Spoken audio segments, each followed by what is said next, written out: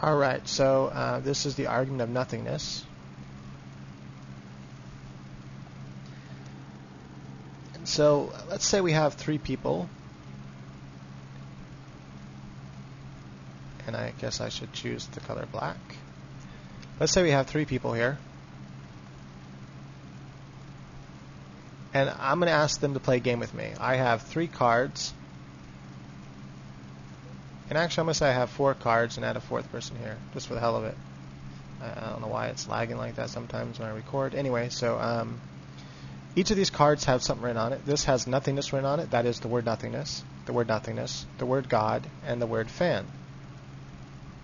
I shuffle the cards randomly. I have someone hand each of these cards randomly. I don't know which one has what card. I say, here's the game. I want you to tell me what card you have without telling me, with only telling me what it's not. So if you have the God card, you can only tell me what God is not. If you have the fan card, you can only tell me what the fan is not and what nothingness is not. My goal is to figure out which one has which card by them telling me what it's not. Now, 1 billion years later, I finally figure out that he has the fan card. It was a long, grueling process, but eventually he went through every object that I had on a huge list, and I put it in a data bank. Let's just suppose we can live this long. And I put everything, every answer, everything he ever said it's not, into a database, and then I had the computer run and check against everything that we do know that exists. And I said, hey, there's one, the computer said there's one object that he hasn't named yet, and that is fan. And so I go, hey, you must have the fan card. However, with these guys, I have nothing left. That is, they can keep telling me this is what it's not, this is what it's not, this is what it's not, and I still can't know which one has the God card or nothingness card. Because as far as the computer knows, even with abstract ideas, they went through dragon and all these different, it's not a drag, it's not this, all these different abstract ideas, and the computer says, well, he still hasn't mentioned God or nothingness. But there's no way for the computer to tell me which one he has. In other words, what's the difference then between God and nothingness? What's the difference? And that's where this argument centers around. If you can't define what God is, or what the supernatural is, or what the spirit is, then we're left with they all equal nothing. And I'm not going to worship nothing. I'm not going to believe in nothingness. There's no point to it.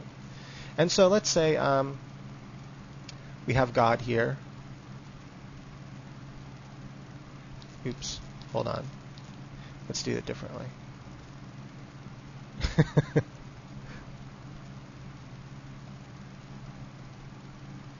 Okay, so say we got God here.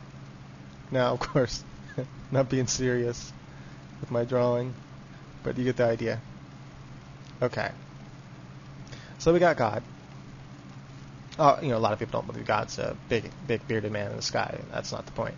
Okay, so I say, and here we have a man, a human being.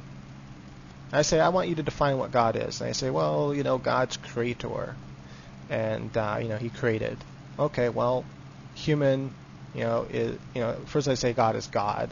Well, the human is Bob, and then they say, God is creator. Okay, well, human is painter. In other words, you still don't know what a human is by me saying Bob, painter. You still don't know. I still don't know what God is. You can say God is creator and that he's God, but I'm not any closer to understanding what God actually is.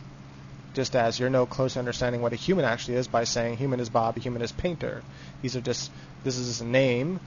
This is just something he does. Doesn't help us understand what it is. Okay, well, God is eternal. These are answers I hear all the time in debate. If you ever want to debate, come or just chat. I'm on Pal Talk often. My name is Safid Guru. Actually, now my name is Safid Saiten, S-A-I-T-E-N, 2 different words. Anyway, I'm on Pal Talk and debate a lot, and these are answers I get from Christians all the time. And not just Christians, from Muslims and so forth. God is eternal. Okay, well, painter is finite. Or I can say, painter is 85. Human is 85. That doesn't help us understand what a human is yet. Just as eternal doesn't help us understand. Well, God is infinite. Well, human is finite. God, they just keep saying attributes of God, things he does and so forth. But these are just ideas. It doesn't help us understand what God actually is. Tell me what God actually is that I can worship him. because by just saying he's eternal, he's God, he's creator, he's finite, he's infinite, whatever, I can be like, yeah, well, so is, my invisible pal in my closet, halabuku, and, that doesn't help you understand what halabuku is. Okay, so I can actually tell you what a human actually is. A human is a biological life form. Well, what's a biological life form? It is a life form made out of, DNA, cells, and there's DNA within the cell. We'll call that DNA within the cell. What's that? Well, that's made of smaller constituents, and those are made of atoms, or rather first molecules, and those molecules are made of atoms, and those atoms have a nucleus inside of them with protons and neutrons, and then there's electrons that orbit in weird orbits, elliptical orbits, and and that has smaller constituents. And what is that? And eventually we get down to the most finite thing is energy, and energy is just moving waves. It's frequencies of this substance, and when the substance overlaps in these frequencies, you get little clusters. You get more, and the more you have overlapping in an area, then eventually you get a particle.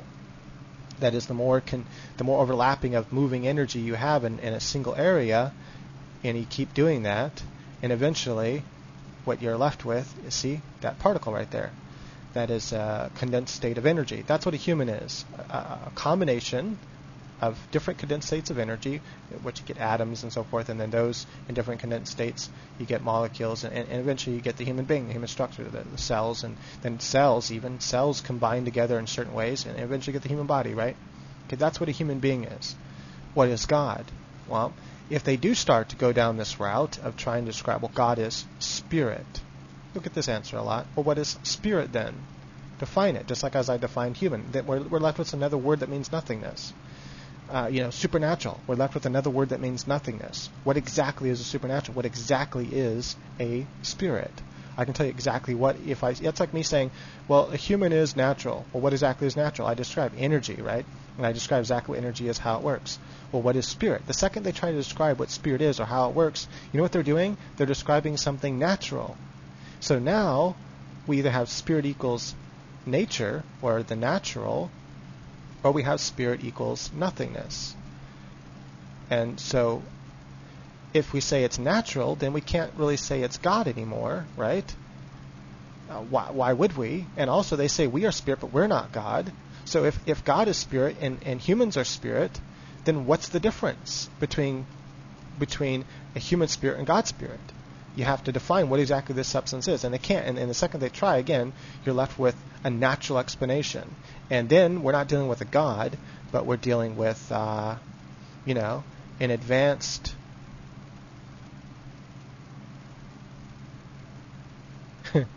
advanced alien species that created the universe. That was kind of lame. I should just went something like that. Anyway, I'm not really trying to draw here. Okay, so those that see my videos know I know how to draw, and this is just goofing around. So anyway, the point being that the second you describe spirit as natural and God as natural, then we're just left with an advanced natural entity that knows how to manipulate the laws of the universe so well that he can actually create a universe, create humans and whatnot. It just means that he's very intelligent, has a great thorough understanding of the laws of nature or of reality, and he himself is bound by those laws because he himself is natural, and therefore he can't say he's eternal. So the second you describe what spirit is, it becomes natural, it becomes uneternal. And if it's not eternal, then how is it God? Why do you want to worship something that is not eternal? For example, let's say he has an age, and this is his age, and this is where we are. We're way behind him. Then eventually, if we live long enough, we're going to be what he is now, and be where he is now, as intelligent as now. He might be way ahead of us by then, but we're going to eventually be what he is now. Why do you want to worship something you will one day become? That's the problem with worshiping something that's not eternal. Is eventually you'll become what it is, and therefore you're worshiping what you will one day be, and that's kind of ridiculous. Also, there's problems with eternal too, as I dealt with before in the other videos. So my time's almost up. So hopefully this argument makes sense, and or I have explained it in a way that it makes sense.